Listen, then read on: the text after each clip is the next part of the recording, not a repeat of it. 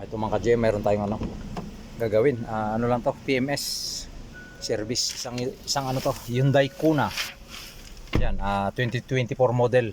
Bago ito mga ka-GM. Tingnan nyo yung kanyang pinaka panel dito. Malaki siya, no? Mahaba. Yan. Mahaba siyang pinaka ano niya, instrument cluster. Yan, pandarin natin. Tingnan natin. Fixture lang natin dito. Yan. Kung makikita nyo, napakaganda itong sakyan na to. Parang ano siya, SUV type.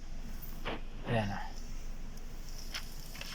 Tapos ang problema nito, hindi natin na mabasa kasi naka ano siya, naka-Arabic. Ayan, oh. Hindi rin natin mabasa rito kasi kailangan natin yung English to. Ngayon, hanapin lang natin yung ano nito para may setting natin yung kanyang parang gear dito. Ito to. Yan, parang gear. Click lang natin para mabago natin yung language. Tapos dito, yan, kung makikita nyo yan, oh, language. Click lang natin yung language. Tapos ito English. Yan. So kahit pa paano nasusundan naman natin. Ano kasi ito, bagong modelo. Ngayon, tayo yung unang magsiservice nito mga ka-GM kasi per kilometer service siya, oh. 12,000 pa lang yung natatakbo niya.